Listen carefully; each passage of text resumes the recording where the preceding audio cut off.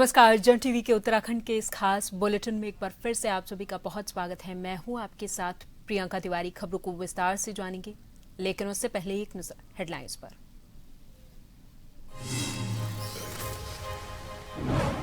मोदी ने दिल्ली देहरादून एक्सप्रेसवे का किया उद्घाटन। 2.5 घंटे में पूरा होगा सफर।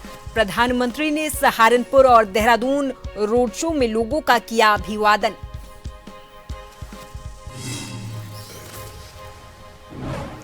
डॉक्टर भीमराव अंबेडकर की जयंती, सीएम धामी ने अर्पित किए श्रद्धा सुमन। वैशाखी पर्व की भी दी बधाई। प्रदेश भर में आयोजित हुए कार्यक्रम।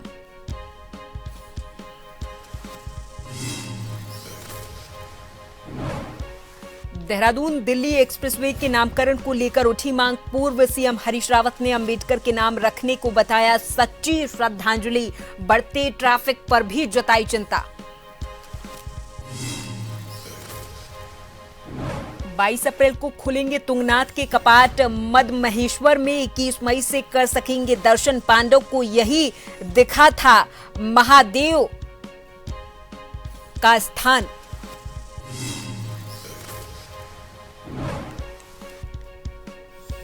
और उत्तराखंड में 2 दिन खिली रहेगी धूप। फिर 3 जिलों में बारिश, बर्फबारी का अलर्ट। मैदानी इलाकों में बढ़ेगा पारा।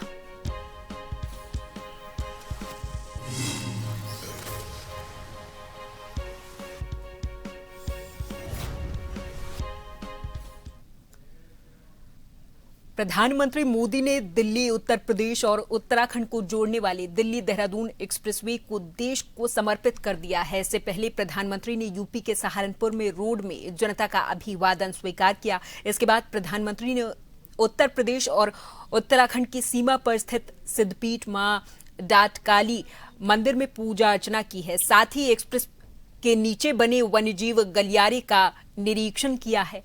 निरीक्षण के दौरान प्रधानमंत्री के साथ दोनों डिप्टी सीएम और सीएम योगी आदित्यनाथ के साथ ही केंद्रीय मंत्री नितिन गडकरी मौजूद रहे। प्रधानमंत्री ने देहरादून में मुख्य कार्यक्रम स्थल जसवंत ग्राउंड पर 12 किलोमीटर लंबा रोड शो किया है। इस दौरान बड़ी संख्या में स्कूली बच्चों समेत अन्य लोग प्रधानमंत्री के अभिवादन के लिए उमड़े रहे और प्रधानमंत्री ने भी सभी का हाथ हिलाकर अभिवादन स्वीकार किया है।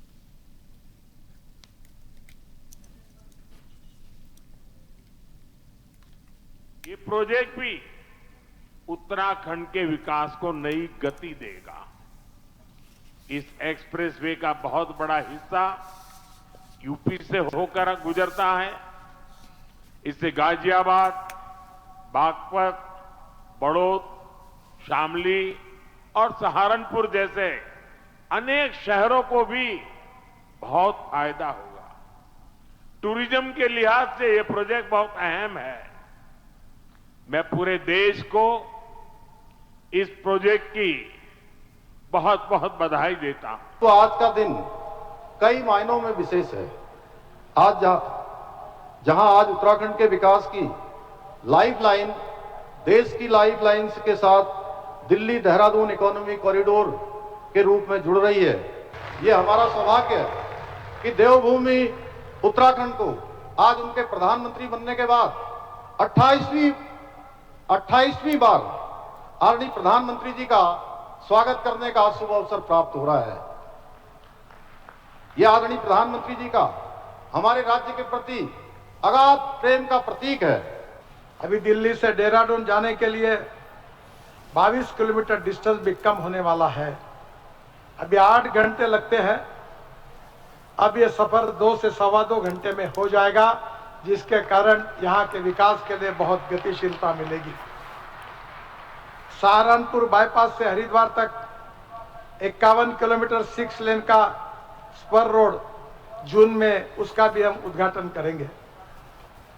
गणेशपुर से देहरादून के बीच 12 किलोमीटर का एलिवेटेड कॉरिडोर है। उसके साथ हमने वाइल्ड लाइफ के लिए विशेष रूप से प्रोटेक्ट किया है। और इस पूरी खबर पर हमारे साथ देहरादून से bureau chief SN Pant ji phone line पर जुड़ गए हैं अधिक जानकारी के साथ। पंत जी, ये कहना गलत नहीं होगा कि प्रधानमंत्री जब भी उत्तराखंड या फिर कहीं भी पहुंचते हैं तो वहां पर एक बड़ी सौगात जनता को देते हैं। उत्तराखंड वासियों का ये मानना है कि प्रधानमंत्री का दौरा अहम होता है हर बार, वो हर बार प्रदेशवासियों को कई सौगातें देकर जाते हैं, लेकिन क्या इसे चुनावी बिगुल भी माना जाए, क्योंकि उत्तराखंड में आगामी चुनाव भी नजदीक है? पंत जी। बिल्कुल प्रियंका, आपको बताना चाहूंगा जिस तरीके से आज उत्तराखंड के लिए एक सौगात का दिन रहा है और ऐतिहासिक तौर पर इस दिन को गिना जाएगा, क्योंकि उत्तराखंड ही नहीं बल्कि उत्तराखंड के साथ साथ दिल्ली, उत्तर प्रदेश यानी एक इकोनॉमिक कॉरिडोर का आज लोकार्पण प्रधानमंत्री के हाथों किया गया है, जिसका सीधा लाभ दिल्ली से लेकर के उत्तर प्रदेश और उत्तराखंड को मिलेगा, चाहे वो टूरिज्म के सेक्टर में हो या फिर कारोबार या फिर औद्योगिक घरानों के डेवलपमेंट के क्षेत्र में हो। इसके अलावा जो वाइल्ड लाइफ सेक्टर है, जिसको लेकर के हमेशा से उंगलियां उठती रहती है कि अगर कोई विकास के काम किए जाएंगे या स्थापना विकास के कार्य होंगे तो कई सारे पेड़ों की बलि दी जाएगी, लेकिन एक ऐसा प्रोजेक्ट उत्तराखंड में पहली मर्तबा आया है जिसमें तकरीबन 38,000 से ज्यादा पेड़ों को जो काटने की व्यवस्था होती, अगर वहां सड़क मार्ग बनाया जाता तो लेकिन उन पेड़ों को बचाया गया है। इसके अलावा 1,95,000 कॉरिडोर के दोनों तरफ ये पेड़ लगाए गए हैं, यानी अलग अलग प्रजाति के पेड़ों को लगाने के साथ साथ एक अलग से जंगल का नवनिर्माण यहाँ पर किया जा रहा है। और जिस तरीके से 12 किलोमीटर का ये पूरा कॉरिडोर है, ये एक्सप्रेस वे के तौर पर डेवलप किया गया है, जहां पर 6 लेन की ये सड़क है, यानी उत्तराखंड में चारधाम यात्रा में भी इसका लाभ मिलेगा। दिल्ली और देहरादून का सफर जो 6 घंटे का था वो महज 2.5 घंटे का हो जाएगा। अब सीधे जिनको दिल्ली और देहरादून के बीच का सफर इसलिए दूर लगता था कि कई घंटों का सफर करना पड़ता था, डेली अप डाउन कर सकते हैं। यानी विकास की तमाम जो इबारतें हैं वो ऐसे एक्सप्रेस वे के साथ लिखी जाती है, क्योंकि जिस प्रकार से ट्रांसपोर्टेशन का चार्ज बढ़ता है, डीजल और पेट्रोल की खपत होती है, जब इनकी बचत शुरू होती है तो जाहिर सी बात है कि उस पर कहीं ना कहीं मित्र जैसा सामने आती है, लोगों को आर्थिक रूप से लाभ मिलता है। जो कारोबारी है, जिस तरीके से उत्तराखंड में टूरिज्म सेक्टर डेवलप हो रहा है, होम स्टे, रेस्टोरेंट, धर्मशाला या फिर यूं कहे कि टैक्सी मैक्सी ट्रांसपोर्टेशन वाले जो चारधाम यात्रा में इस टकटकी निगाहों से देखते हैं कि उत्तराखंड में ट्रैफिक जाम किए बगैर चारधाम यात्रा धार्मिक यात्रा के तौर पर सुव्यवस्थित और अच्छे तरीके से चलेगी। ऐसे में ऐसे एक्सप्रेस वे से जो इनपुट है वो ज्यादा तादाद में पड़ेगा, लेकिन इसके लिए आज जिस प्रकार से आपने देखा होगा कि जब प्रधानमंत्री और मुख्यमंत्री और केंद्रीय सड़क परिवहन मंत्री ने जब आंकड़े पेश किए तो बड़ा अंदाजा उससे लगाया जा सकता है कि 1.5 लाख करोड़ के प्रोजेक्ट इस समय उत्तराखंड में चल रहे हैं, चाहे वो 2 जगह रोपवे की बात हो, ऋषिकेश कर्णप्रयाग रेल लाइन की बात हो या उत्तराखंड के एक्सप्रेस इकोनॉमिक कॉरिडोर के उद्घाटन की बात हो। इसके अलावा जो छोटे छोटे टनल बनाने की बात है, पुल बनाने की बात है, आरओबी बनाने की बात है, तो इससे आप अंदाजा लगा सकते हैं कि उत्तराखंड में अगर ट्रैफिक का फ्लो बढ़ता है और आमद बढ़ती है, राजस्व का प्राप्ति अगर उत्तराखंड के आम नागरिकों को या स्थानीय दुकानदारों को उसका लाभ मिलता है, लेकिन साथ ही साथ लोगों के मन में एक संशय था कि अगर ट्रैफिक ज्यादा हो गया, लोगों की तादाद बढ़ गई, क्राउड मैनेजमेंट सही से नहीं हो पाया तो फिर कैसे व्यवस्थित होगा। उसको व्यवस्थित करने के लिए सड़कों का चौड़ीकरण होना बेहद जरूरी है, जिसके लिए भारत सरकार ने दिल खोल करके ऐसा स्वीकृत किया है और 1.5 लाख करोड़ से भी अधिक के काम इस समय उत्तराखंड में हो रहे हैं, जिससे इस बात के भी संकेत मिलते हैं जब एक मजबूत सरकार कहीं पर मिलती है और एक ही विचारधारा की सरकार राज्यों से होकर के गुजरती है तो विकास के जो क्लियरेंस है वो जल्दी मिल जाते हैं। नतीजा ये है कि आपका जो एक्सप्रेस कॉरिडोर है, इकोनॉमिक कॉरिडोर के तौर पर डेवलप किया गया, वो डेडलाइन में पूरा किया गया है। इससे अंदाजा इस बात से लगाया जा सकता है कि उत्तराखंड में भारत सरकार का महत्वपूर्ण योगदान रहा है विकास की नई इबारत लिखने के लिए, और इसी कड़ी में प्रधानमंत्री ने आज 12,000 करोड़ की योजनाओं का लोकार्पण किया। ठीक है, बहुत बहुत धन्यवाद पंत जी, तमाम जानकारी के लिए आप हमारे साथ जुड़े और तमाम जानकारी आपने हमारे दर्शकों तक पहुंचाई। दिल्ली देहरादून एक्सप्रेसवे देश को समर्पित कर दिया गया है और यहां पर प्रधानमंत्री मोदी ने एक लंबा रोड शो किया है, जनसभा को संबोधित किया है।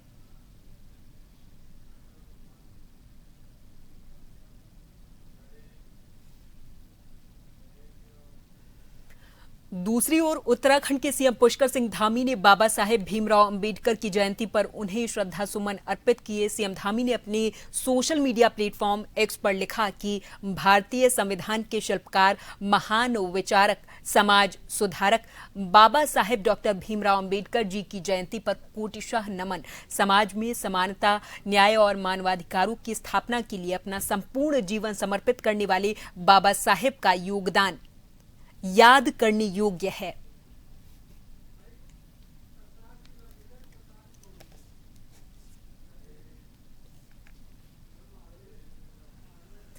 वहीं उत्तराखंड के सीएम पुष्कर सिंह धामी ने सोशल मीडिया प्लेटफॉर्म एक्स पर प्रदेशवासियों को बैसाखी पर्व की बधाई दी। सीएम ने लिखा कि समस्त प्रदेशवासियों को बैसाखी के पावन पर्व की हार्दिक बधाई और शुभकामनाएं। ये पर्व हमारी समृद्ध कृषि परंपरा, श्रम, समर्पण और प्रकृति के प्रति कृतज्ञता का प्रतीक है। ये दिन हमारी सांस्कृतिक विरासत, एकता और उल्लास का भी अद्भुत संगम है। ईश्वर से ये प्रार्थना है कि ये पावन पर्व हम सभी के जीवन में सुख, समृद्धि और खुशहाली का संचार करे।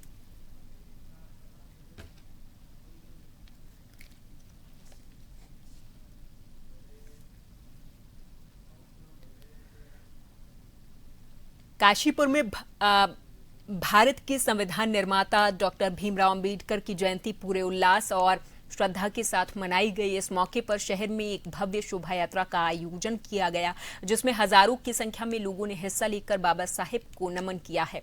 शोभा यात्रा की शुरुआत मोहल्ला टांडा उज्जैन से हुई, जो railway station road, Maharana Pratap चौक, मुख्य बाजार, मोहल्ला किला, मुंशी राम चौराहा, रतन सिनेमा रोड, माता मंदिर रोड और चीमा चौराहे से होते हुए रामलीला मैदान में जाकर संपन्न हुई है। पूरे रास्ते में जगह जगह लोगों ने पुष्प वर्षा करके शोभा यात्रा का स्वागत किया है और बाबा साहेब के प्रति अपनी आस्था प्रकट की है।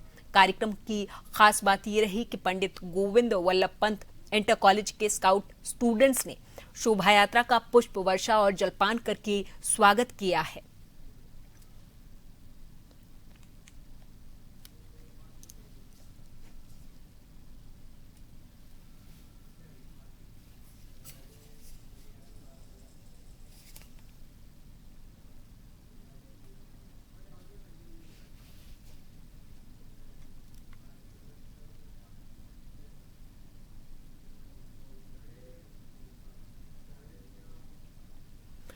रामनगर के पेरूमदारा क्षेत्र में आज उत्तराखंड क्रांति दल यानी कि यूकेडी ने अपनी ताकत का प्रदर्शन किया और एक विशाल जिप्सी रैली का आयोजन किया। रैली पेरूमदारा से शुरू हुई, जो कि आसपास के ग्रामीण क्षेत्रों में पहुंची और फिर रामनगर शहर का भ्रमण करते हुए दोबारा से अपने शुरुआती जगह पर समाप्त हुई है। इस दौरान बड़ी संख्या में कार्यकर्ता और समर्थक इस रैली में शामिल हुए हैं। जगह जगह ग्रामीणों ने इस रैली का जोरदार स्वागत किया, जिससे पूरे क्षेत्र में राजनीतिक माहौल गर्म नजर आया है। खासकर युवाओं की भागीदारी ने रैली में उत्साह भर दिया था। रैली के दौरान यूकेडी के पूर्व विधायक काशी सिंह एरी ने इस पर कहा कि ये आयोजन पार्टी नेता भुवन सत्यवली के नेतृत्व में किया गया, जिसका उद्देश्य आम जनता के अधिकारों की आवाज बुलंद करना है। उन्होंने कहा कि पार्टी हक और न्याय की लड़ाई को लेकर जनता के बीच जा रही है और इसे आने वाले समय में और मजबूती से उठाया जाएगा।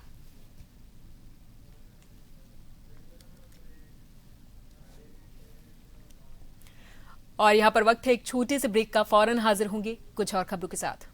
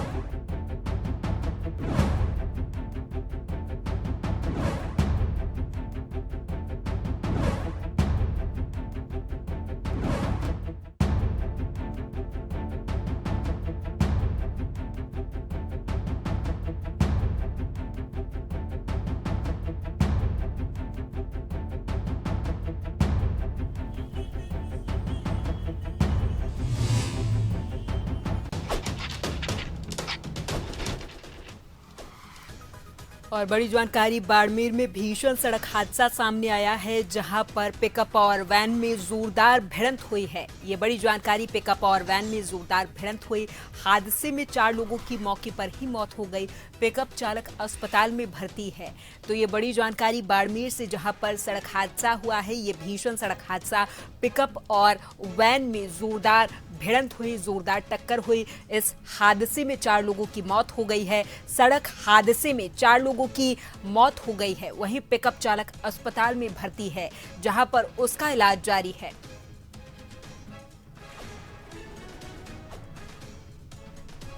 और इस पूरी खबर पर हमारे साथ बाड़मेर से संवाददाता देवराज अधिक जानकारी के साथ फोन लाइन पर जुड़ गए हैं। देवराज, ये हादसा कैसे हुआ? अभी तक मृतकों की संख्या क्या है? क्योंकि सड़क हादसे में अभी तक 4 लोगों की मौत हो चुकी है। कितने लोग उस गाड़ी में सवार थे? देवराज, चालक की हालत क्या बताई जा रही है? देवराज, ये जो बाड़मेर के अरसानी फाटा का स्थल बताया जा रहा है, और इसमें जिस प्रकार से कार और जो ट्रेन पिकअप गाड़ी की भिड़ंत हुई है, उसमें मौके पे 4 लोगों की मौत हो गई। जो कार में सवार थे उसमें 4 लोगों की मौके पर मौत हो गई है। उसमें एक महिला और एक बच्चा, उसके साथ 2 युवक है। और उसके साथ साथ जो गाड़ी पिकअप का जो चालक है वो गंभीर रूप से घायल है, और उस घायल को बाड़मेर के राजकीय अस्पताल लाया गया। और वहां पे मौके पर बाड़मेर के जिला अतिरिक्त कलेक्टर और बाड़मेर के जिला अतिरिक्त पुलिस अधीक्षक भी मौके पर पहुंच चुके हैं, और पूरी घटनाक्रम को लेकर गंभीरता से कही जा रही है। जी प्रियंका, बहुत बहुत धन्यवाद देवराज, तमाम जानकारी के लिए। नजर बनाए रखिए। पिकअप और वैन में जोरदार भिड़ंत हुई, 4 लोगों की मौत हो चुकी है और वहीं चालक का इलाज जारी है।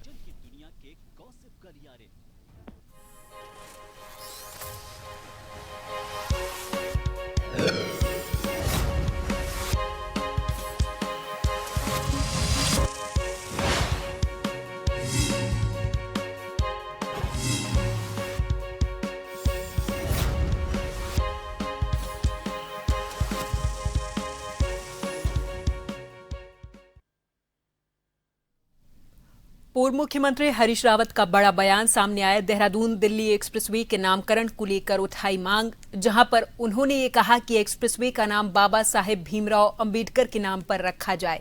अंबेडकर जयंती पर इसे सच्ची श्रद्धांजलि उनकी ओर से बताया गया है। लोकार्पण के साथ ही शहर में बढ़ते ट्रैफिक पर भी चिंता जताई है। और हरीश रावत ने आगे कहा कि देहरादून में जाम और बॉटल नेक्स की समस्या बढ़ेगी। इसका असर आम जनजीवन और यातायात पर पूरे तरीके से पड़ेगा। वहीं पहाड़ों की अर्थव्यवस्था पर भी उन्होंने प्रभाव पड़ने की बात कही है। तो गाड़ियों की आवाजाही धीमी होने से किराया बढ़ने की आशंका है। उन्होंने ऐसा कहा।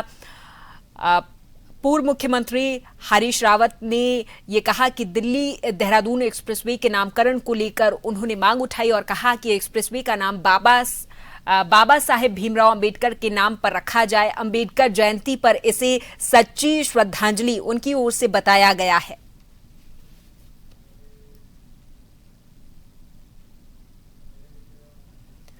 दर्जा राज्य मंत्री बनने के बाद पहली बार चंपावत पहुंची हेमा जोशी ने विपक्ष पर जोरदार हमला बोला और 2027 में भाजपा की फिर से सरकार बनने का दावा किया है। लोहाघाट में प्रेस वार्ता के दौरान हेमा जोशी ने यह कहा कि विपक्ष के पास कोई मुद्दा नहीं है और न ही नेतृत्व, इसलिए वो सरकार पर बेबुनियाद आरोप लगा रहा है। उन्होंने कहा कि मुख्यमंत्री धामी के नेतृत्व में प्रदेश तेजी से विकास की ओर बढ़ रहा और पर्यटन, कृषि, बागवानी और रोजगार के क्षेत्र में सरकार तेजी से काम कर रही है। जनता के समर्थन से 2027 में एक बार फिर से भारतीय जनता पार्टी की सरकार बनेगी। फिलहाल देखना यह होगा कि विपक्ष इस पर क्या प्रतिक्रिया देता है।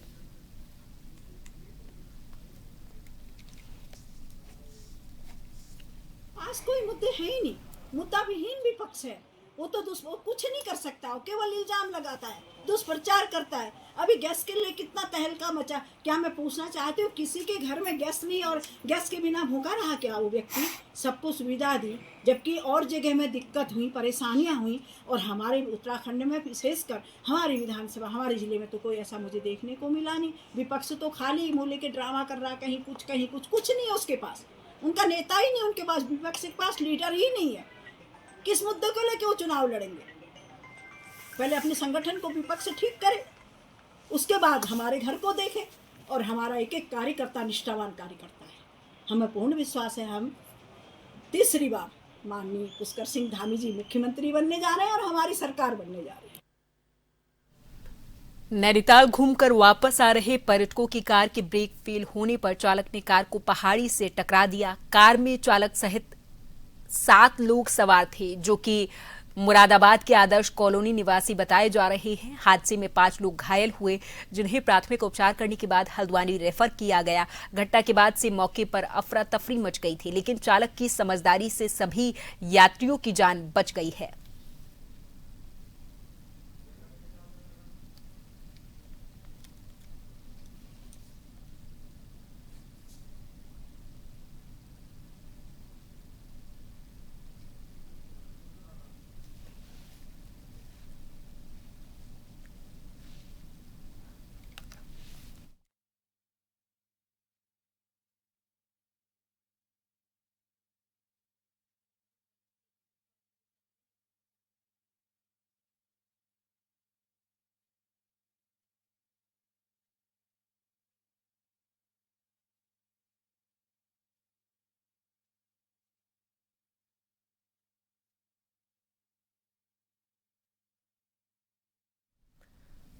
उत्तराखंड के पंच केदारों में शामिल रुद्रप्रयाग द्वितीय केदार भगवान मद महेश्वर और तृतीय केदार भगवान तुंगनाथ धाम के कपाट खुलने की तारीखें आज बैसाखी के दिन घोषित कर दी गईं। शीतकालीन गद्दी स्थलों पर पांचांग गणना के बाद डोली प्रस्थान और कपाट खुलने का पूरा कार्यक्रम तय हुआ है।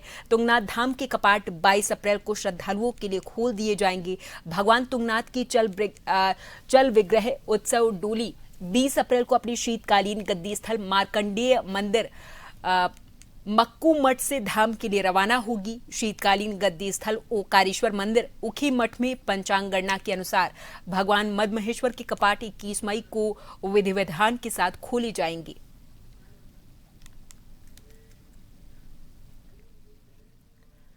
बात करेंगे मौसम की। उत्तराखंड में अगले 2 दिनों तक मौसम शुष्क रहने का अनुमान है। पहाड़ से मैदान तक चटख धूप खिल रही, हालांकि पहाड़ों में कहीं कहीं आंशिक बादल छाने के साथ ही हवा भी चल रही। मौसम विभाग के अनुसार अगले कुछ दिनों तक ऐसा ही मौसम रह सकता है। इसके बाद 16 अप्रैल को उत्तरकाशी, चमोली और पिथौरागढ़ में बारिश की संभावना है। मौसम विभाग के अनुसार इन जिलों में कुछ स्थानों पर बहुत हल्की से मध्यम बारिश के साथ ही गर्जना की संभावना है। वहीं 3800 मीटर या उससे अधिक ऊंचाई वाले क्षेत्रों में बर्फबारी भी हो सकती है। वहीं पिछले 24 घंटों के दौरान उत्तराखंड के मैदानी क्षेत्रों में अधिकतम तापमान सामान्य से कम से लेकर सामान्य के आसपास दर्ज किया गया है।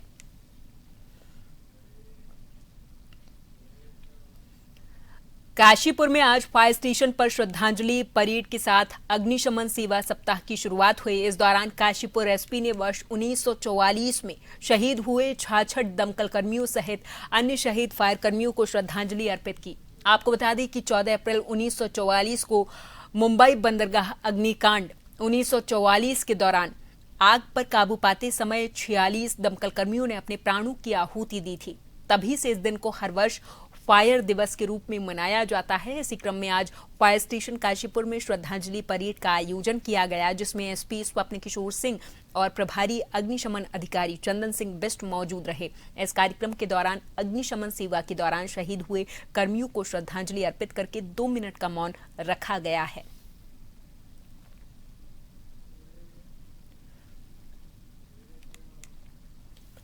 रामनगर में मंगलवार को अग्निशमन विभाग की ओर से 14 से 20 अप्रैल तक मनाए जाने वाले अग्निशमन सेवा सप्ताह का शुभारंभ किया गया। इस मौके पर एसपी नैनीताल रेवाधर मठपाल ने अग्निशमन वाहनों को हरी झंडी दिखाकर जागरूकता रैली को रवाना किया। अग्निशमन सेवा सप्ताह के तहत निकाली गई इस रैली का उद्देश्य आम जनता को आग से बचाव और सुरक्षा के उपायों के प्रति जागरूक करना रहा है। इस दौरान अग्निशमन अधिकारी गोपाल सिंह रावत ने बताया कि रैली के साथ साथ मॉक ड्रिल का भी आयोजन किया गया, जिससे लोगों को आग लगने की स्थिति में तत्काल प्रभाव से नियंत्रण करने के तरीके सिखाए गए हैं।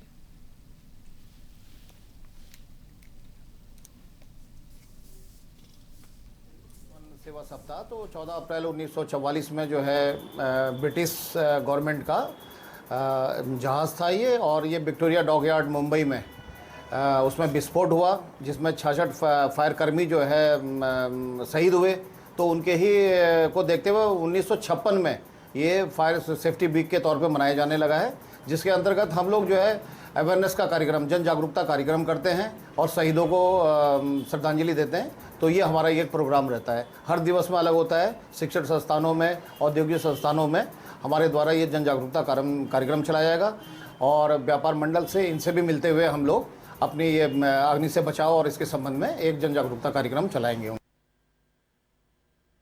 संविधान निर्माता डॉक्टर भीमराव अंबेडकर की जयंती के मौके पर मंगलवार को रामनगर में बैंड बाजों के साथ भव्य शोभा यात्रा निकाली गई। इस दौरान पूरा शहर बाबा साहेब के जय घोषों से गूंज उठा। अंबेडकर जयंती के मौके पर रामनगर में विभिन्न संगठनों के साथ साथ भारतीय राष्ट्रीय कांग्रेस और भारतीय जनता पार्टी की ओर से अलग अलग कार्यक्रम आयोजित करके बाबा साहेब को श्रद्धांजलि अर्पित की गई और उनके आदर्शों पर चलने का आह्वान किया गया। वहीं डॉक्टर भीमराव अंबेडकर जयंती समारोह समिति के तत्वाधान में नगर में एक विशाल शोभा यात्रा का आयोजन किया गया। ये शोभा यात्रा शहर के मुख्य मार्गों से गुजरते हुए नगरपालिका परिषद पहुंची, जहां विभिन्न सांस्कृतिक कार्यक्रम आयोजित किए गए थे।